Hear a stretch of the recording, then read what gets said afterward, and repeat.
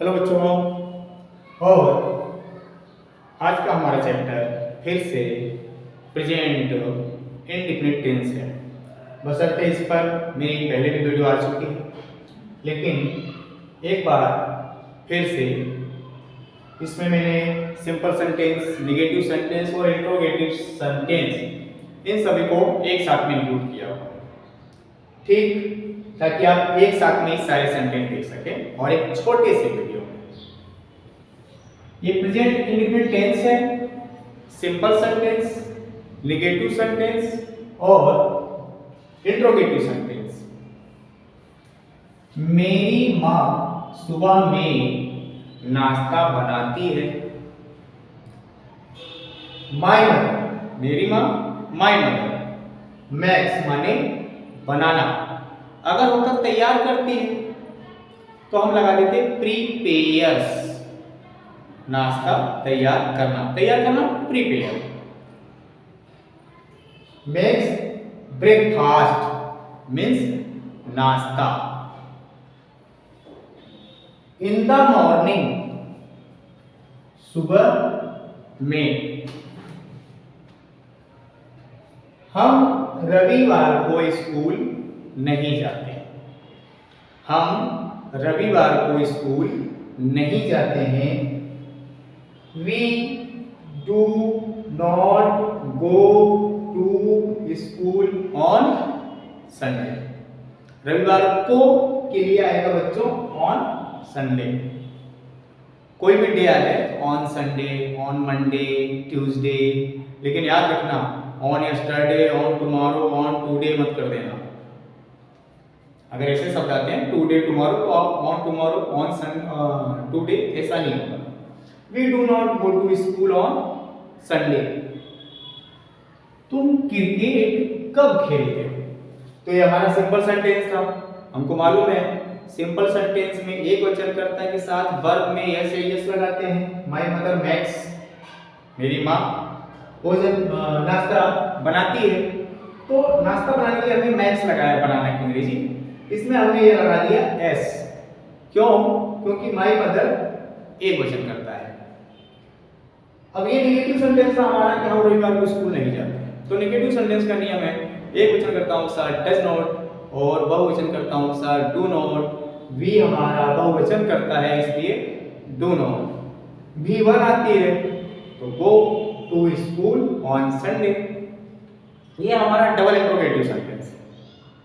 हिंदी वाक्य के बीच में प्रश्नवाचक शब्द आता है कब, क्यों, कहां, कैसे, अन्य शब्द भी आ सकते हैं। तुम क्रिकेट कब खेलते हो? तो हिंदी वाक्य के बीच में आए हुए प्रश्नवाचक शब्दों की अंग्रेजी हम सबसे पहले लिखते हैं। तो कब की अंग्रेजी आ जाएगी? पहले, व्हेन। अब हमारा जो सब्जेक्ट है वो है तुम।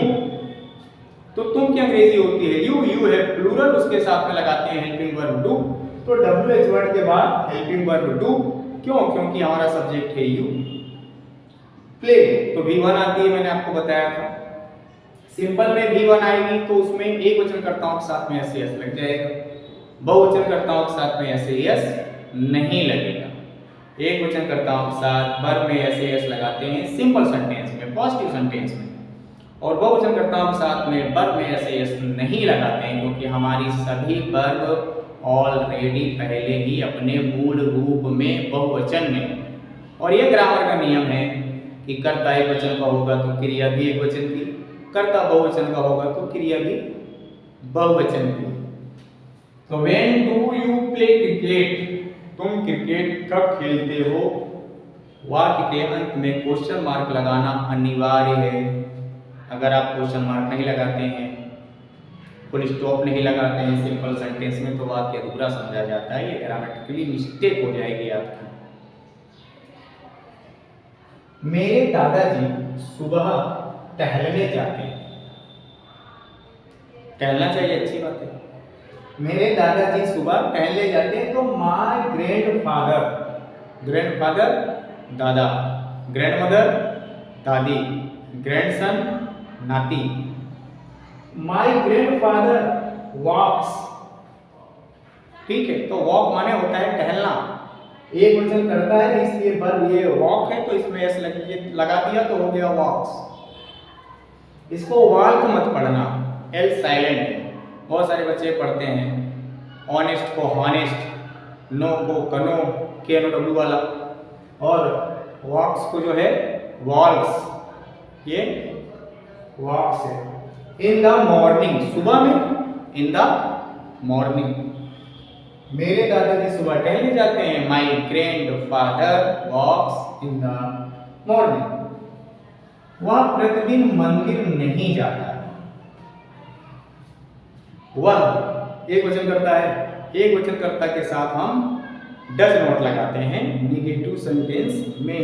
प्रेजेंट इंडेफिनिट टेंस के निगेटिव सेंटेंस में एक वचन कर्ता के साथ डज नॉट, बहुवचन कर्ता के साथ do not.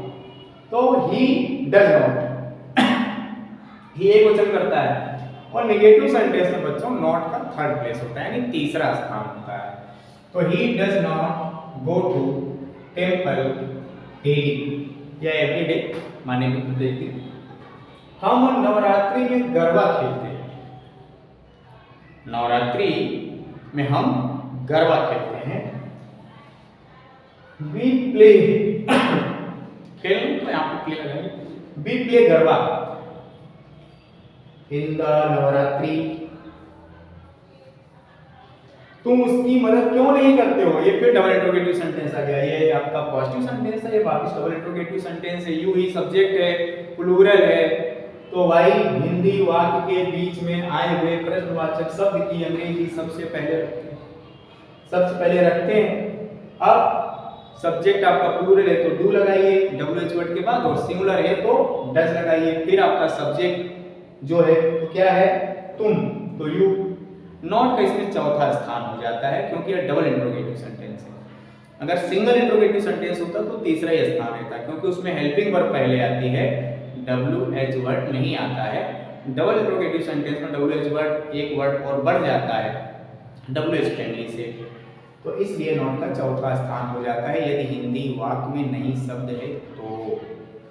Why do you not, मदद करना, हेल्प टू ही। डॉक्टर मरीज को दवाइयां कब देते हैं? जब मरीज डॉक्टर के पास जाता है।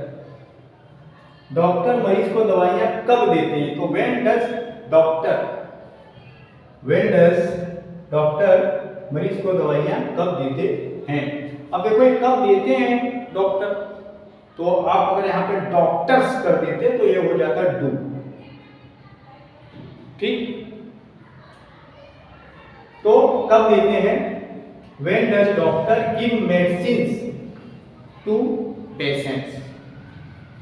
मेरी दादी प्रतिदिन भगवान की पूजा करती है। माई ग्रैंड मदर worships, ये प्रेजेंट सिंपल हो गया तो हम वर्ब में एस लगा देंगे।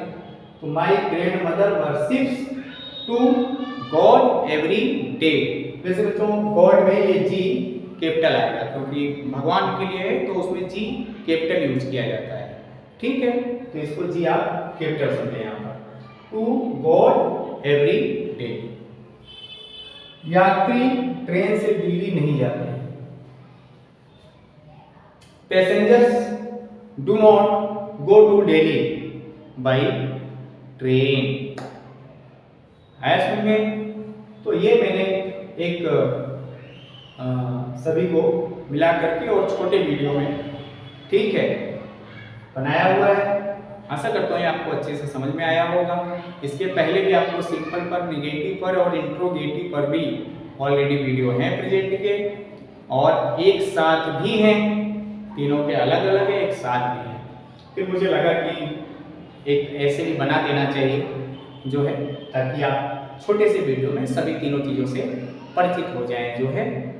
और ये आपको समझ आया होगा तो आप इसको अच्छे से अभ्यास कर लेंगे, अच्छे से इसको और समझ लेंगे जो है।